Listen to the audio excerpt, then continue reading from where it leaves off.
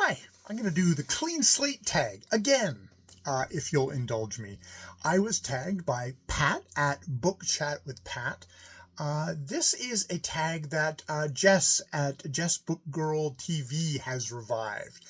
It was originally created about 7 years ago by Micheal at Catalyst Reads. Sadly, he's a channel that no longer, the videos for his videos are no longer available. And that will actually come up later in this tag.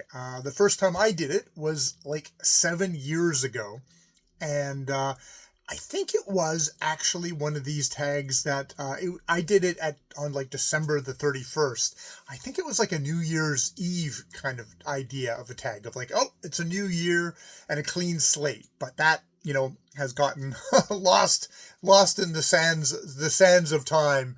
And I think it kind of stands alone as just sort of like, refreshing kind of thing of how can you refresh maybe going forward. Catalyst Reads Micheal. I just kind of really remember him from his videos back in the old days, me speaking as an ancient dude here, from my original channel, that he would sit out on his porch and have these really thoughtful conversations, as well as he came up with a lot of tags. And he did struggle a couple of times. I think there's a question here which I think he struggled a couple of times of kind of trying Booktube and then deleting his channel and then coming back again. And maybe in the end he decided, I can't speak for him, obviously. I had interactions with Micheal, but I didn't know him. We didn't have outside of Booktube conversations. Just decided it wasn't for him. So I have actually done this tag this time around. I've already done it once because I wanted to generate my answers and then go back and look at my old video, cringe, and my old channel, and see how much of a person I am from back then. So we'll see how this goes, if this is going to be super unwieldy or not. But it was one of those interesting things of I've got something of me 7 years ago when I was just a bright and bushy-tailed young booktuber. This was the 10th video I made on this channel. I joined in I think on near my birthday, the beginning of December, and by the December the 31st, I had made 10 videos because I was so eager. At least that's what I felt like back then. So I've been able to. I came up with my answers, then I went back and I looked at myself 7 years ago doing the tag, which wasn't as painful as I thought it was going to be. It's just an interesting compare and contrast. So let's get to it. So prompts. Are there any genres that you're going to read more or less of in the next year? For right now, for me in the present, that's going to be more books between 1890 and 1910. That's my particular kind of little project that I've been running for the last while, and about history and biography about that time period. Back 7 years ago, my prediction was I was going to read more nonfiction. I'd been influenced by some weird guy in Boston to read more of the non-made up stories. So that was a thing. So not that much different. I think the nonfiction has become a steady, if not predominant, part of my diet. At least it's in there. Number 2, are there any books that you've recently read that changed or challenged some of your philosophies and beliefs? Back in the day, I talked about the Underground Railroad and how that was a book that I didn't get really when I read it. I can be kind of a literalist, and I didn't have enough knowledge about slavery in the United States and the Underground Railroad to realize, there was a lot of different layers going on in the book. So I really didn't get it at the time. So that was just a good reminder of exactly my blind spots as a reader. For right now, for present day, I think the books that probably change or challenge some of my own philosophies or beliefs are, and people get kind of precious about like, oh, I'm me and books, but books are there to change you. But so I think recently it would be When the Clock Broke, which is a nonfiction book about sort of the losers, the political and social losers of the 1990s, when I was a young man. No, no, no, no, no, no, no. And really kind of challenged, I think, some of my nostalgia for that time as being like, oh, it's the 20s, it's my 20s, so obviously it's the greatest time. And it was like going like, oh no, all the crappy shittiness of then. The people that we laughed at then are now, they're the winners now. The right, the rise of the right, the rise of anti-science, kind of, really, we really thought like, oh, stuff, that progressiveness was going to be coming, and that the young people were going to be, as a young person, of course, I would think this, we're going to leave behind a lot of the kind of arch conservative bullshit of our elders, and kind of like, we're going to go on. And now I'm at the present, and very much there's a swing to the right from young dudes, indeed. And this book was really interesting in that, because it went into a lot of stuff that, like, I lived through it, but it was interesting to have somebody saying, from the perspective of 2025 or 2024, whenever the book was written, right, looking back at that and how sobering and that was. The second book would probably be Life's Handicap by Rudyard Kipling, subtitled Being Stories of Mine Own People, which is within this kind of arbitrary time period of 1890 and 1910 that I'm reading. And it's a lot of short stories focusing on Anglo-Indian colonizers in India. And it was a challenging book because it was story after story of, frankly, kind of racist characters by an author who was of the firm opinion that the Indian people were basically childlike and benefited from the rule of the British. So that was really challenging, and I had I did have a plan of having read a lot more Kipling by now. That put a hard pause on that, even though this is the kind of book actually I was looking for. I wanted to be confronted with what were fairly majority beliefs, not unchallenged beliefs, because there were definitely British people at the time, who were looking at Kipling and disagreeing with him vehemently, but not unfringed beliefs of like how they viewed the world at the time. So I will get back to Kipling, but I definitely had to take a break after that. So I can't describe Life's Handicap anything more than a challenging book that I've read recently. Number 3, are there any channels you would recommend for a newbie to watch?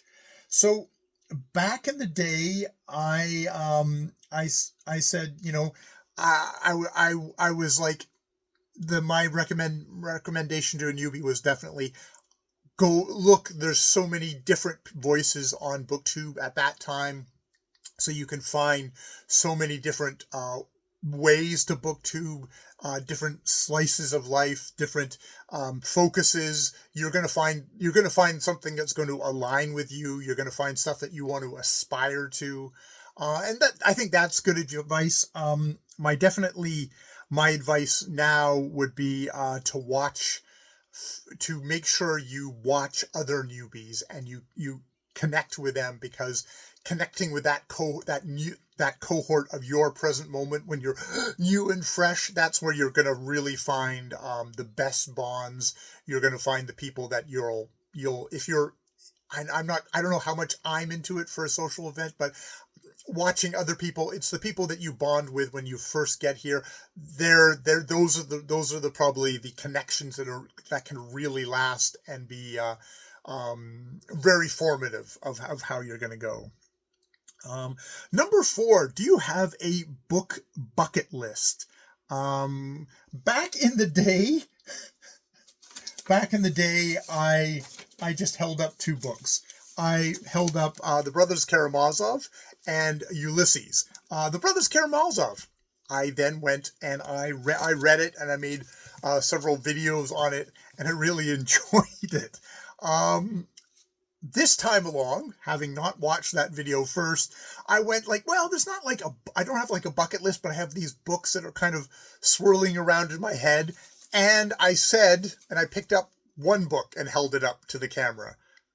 Ulysses again. So apparently it's still swirling around in my head, but in the 7 years since I did that first initial video, this book has not been done. Is this a bucket list book? I don't know if you consider bucket list. It's just more like it's that thing that's kind of hanging around there that's like, I'll get to it at some point. And yeah, I mean, okay, for booktubers who hold up books and go like, this isn't my TBR, I guess I got a 50% grade for my bucket list, and I still have the book, though the cover has gotten even more frail in the meantime and probably won't survive it if I actually read it. And to be honest, I probably will now, at this point in my life, I'll probably find the ebook version of it sacrilege and do that. God, maybe there's an ebook annotated version of Ulysses. That would be awesome. But then again, book technology that way has not progressed, because the book publishing industry has not particularly progressed that way. Number 5, what has surprised you the most about Booktube? And at the time that I did the video 7 years ago, and had only been there for a month, what surprised me most was the variety. Surprised about the differences in age, skill, experience. I did not mention, gender or race at the top. Race probably because I'm white dude swimming in my own little bubble that way. So that was what surprised me at the time. Probably what surprises me now, 7 years later, is exactly how much Booktube has stuck around in my life. For me, it's stuck around as definitely a direct extension of my reading. It's a part of how I read a book.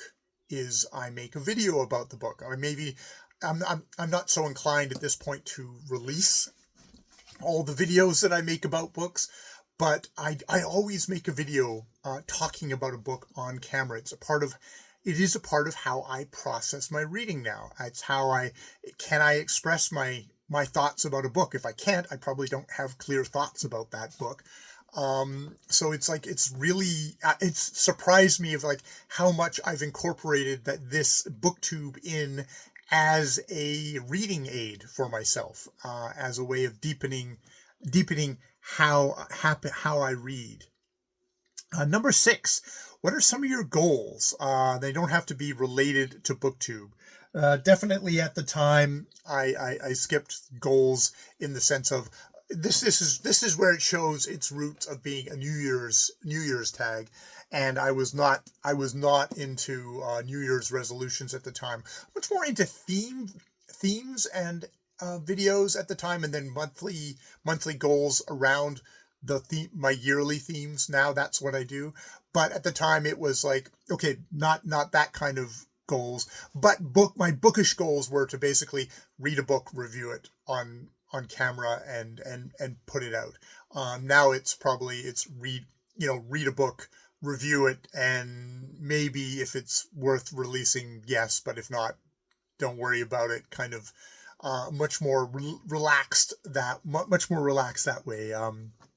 Also, now my reading goals are to read deeply within the range of that time period, that 1890 to 1910. This is my 1901 project, where I'm reading books around the year of my grandfather's birth in 1901. Just it's a random thing. It's also 1901 is the year of the death of Queen Victoria. So I find that just like my little personal connection to history of like, oh, okay, that's the end of an era. Very British Empire era, 1901, but also the birth of my grandfather. So it's my personal connection there. Number 7, if you could meet any writer, artist, or musician, dead or alive, who would they be? At the time, I found this idea, 7 years ago, I found that horrifying that I would ever meet anyone that I admired that way. That would just be horrifically awkward. I would be shy, tongue-tied, and I wouldn't get anywhere, and I'd be like a scared animal who would just scurry under a rock. Probably feel the same way now. I also think about um, the most significant writer that I ever met was, I think I did a little kind of commemorative video about Patrick Lane, a poet who has passed away, and that's why I did the video at the time. He was somebody who was doing a first year poetry class as a part of the writing program that I was attempting at that point in my life, and it was very striking to meet and to be around somebody who was a poet who was actually a real person. Like, he was just a dude. And coming from the interior of British Columbia, where coming out of a high school where just like writers aren't real people. They're just like, there's just books, and they somehow descend from the heavens, actually feeling like, oh no, this is an actual person. So that was the value there. He's also a good poet, but yeah. So I don't think I have a good answer for that one even now. And yeah, I'll leave it there. Number 8, would you rather have your life written by your favorite author or be portrayed in a movie by your favorite actor and actress? Same answer for 7 years ago as was now. I much prefer to write my own story, thank you. So hands off any writers out there who want to swoop in and steal my life. Not that they could, but yeah, that, and, actor or an actress who wants to portray me, Jason Statham or Tilda Swinton would be fine. That's my answers there. Number 9. What are some challenges that you have overcome or would still like to improve in regards to your channel? 7 years ago, it was to get in the rhythm of a sustainable number of videos. I was aware at the time that doing 10 videos in a month was it was insane for me, and I'd have to find a more sustainable thing. That is true. I've come to a different philosophy on what my relationship with Booktube is now. It is, for me, this whole making regular videos. That's fine for anyone who wants to do that. I just make videos when I want to. I'm not particularly concerned about picking up subscribers, as you can tell. Interestingly enough, even at that point, I was very much anti-editing. Wanted to do everything on my phone. I didn't want to spend any money. And that's definitely something that has continued throughout my Booktube thing. I flirted once or twice with trying to do some editing, but I found that's not the part. That just doesn't interest me as a part of Booktube. Yes, it would make it a lot easier for you poor viewers out there, but for me, it's just not interesting. It's not a part of how I want to spend my time, is sitting in front of a computer and editing this into something. I definitely at the time said I would like to do more preparation for my videos, and that is definitely something that I've tried to carry over. Even to the point of I just try doing different versions of the same video over and over again until it kind of works, or I tone it down, or I clip a lot of stuff like this. Is this version going to be up on Booktube? I don't know. We'll see. Number 10. What would be some advice you would give to someone that is thinking about deleting their channel? And yeah, I think this comes into Micheal. At this point, had deleted his channel at least once before, and had then come back, and this was part of his coming back process. That's my vague memory. I could be creating a whole story out there. And Micheal, if you're hearing this and I'm saying it wrong, you can come back and make a video and completely contradict me. But yeah, I would say think about how these videos record your life at a certain time and a certain place, and how valuable that might be for you to look back on. And I'll use myself as an example here. I got to look at a video of myself 7 years ago talking, and it's remarkable how there's a lot of consistencies. There's a lot of things that come up that kind of reminders of hanging not promises, but hanging thoughts and how they reoccur. And so that might push you to do things. It's also a good insight for yourself of like, how do you feel? 7 years ago, when I got this question, I took the opportunity to go, oh, I assumed that I probably really fucked up. If I was thinking about deleting my channel, it's like, oh, I was probably, I did some disaster thinking. I thought like, okay, I probably was really thoughtless and mean to somebody, or something like that. Like I hurt somebody's feelings, and that's why I went, which in some ways is true. But some ways isn't true. It was interesting to look at a slightly younger self and see how much I assumed. Okay, I obviously I completely messed up, and I'm so sorry. Even before I'd done it, that just like, oh, that's so me. So that was like a really valuable.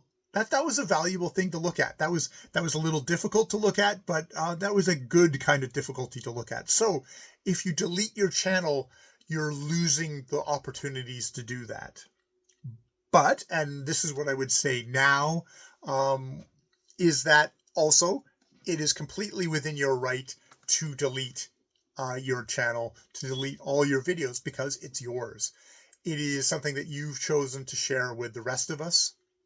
And while I think there's a lot of value there, your videos and your videos, no matter how fringe, no matter how tiny, are a part of the larger community of Booktube, of YouTube, and that's kind of that in itself is kind of a rich, but obviously very fragile tapestry, and it's a shame for that to go. Except it's also a living part of you, and you get to make the choice. So that, but yeah, I think when it comes down to it, that's the main thing I would say is that's the sort of thing that you should think about is what wouldn't it be interesting to meet a younger version of yourself? If you stick around like a bad smell all these years, perhaps you could do what I did. I said, okay, I felt at a certain point I had picked up a lot of baggage with my old channel, and a part of that baggage was just it was in and still is in my own head about the history of that channel that I didn't want to carry around anymore. So I made a clean slate by making a different channel, and you know what? Just doing that, I fell off of a lot of people's radar. A lot of people's radar, and was able to kind of make a fairly clean break of it. I mean, unfortunately, I brought this dude along with me as I did that. So how clean of a break it was, but it was psychologically enough that I left my old channel there so that I could do silly videos like this, which, that's good. That's good. All right. So number 11 is tag others. So I was funny, when I went back and looked at that video, I didn't mention them in the video, but in the descriptor, I talked about a bunch of old channels, and I don't know if I'm tagging these people as much as I'm noting them, because it's interesting. 7 years, a lot of things change in people's lives, and they move on, or they keep going.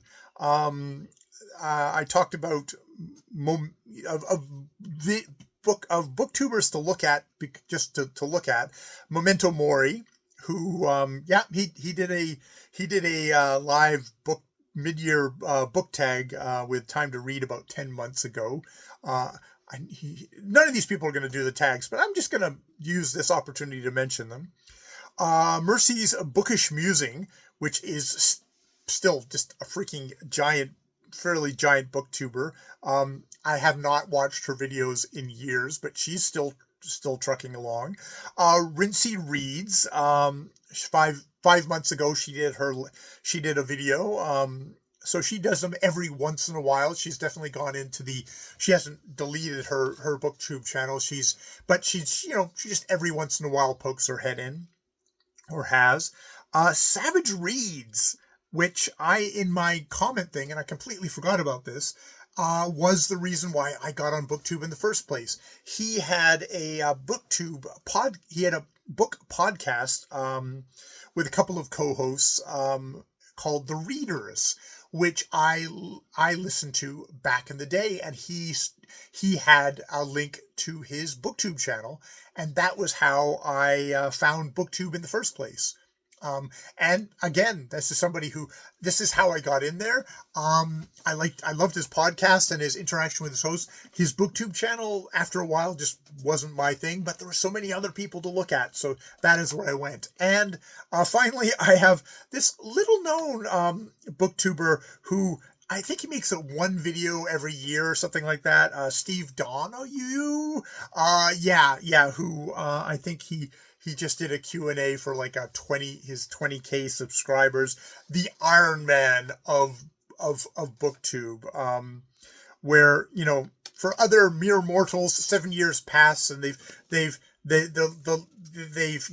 wandered away, life got in the way. No, he is still just the beast who keeps on trucking along. And he did this tag. He did this tag back in the day. I don't know. I could tag. I'll tag Steve Donahue because he always claims that nobody tags him, but I doubt if he ever sees my channel to know that I'm tagging him now. But yes, you're tagged, Steve. Oh boy, I'm sure you're super thrilled. You'll be like, I did this tag already. I stand by my answers. All right, I will leave it there. More videos later. And you know what? Let's remember at the very end of this to thank Jessica for reviving this tag, and to thank Pat at Book Chat with Pat. Am I doing that right? God.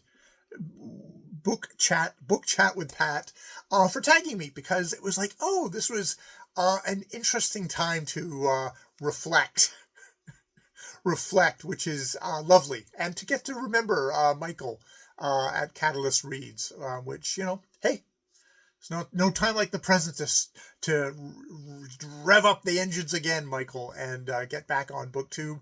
Or if you're happy doing what you're doing, fill your boots with that, because that's the thing. This is an optional thing for pleasure. All right, I will leave it there.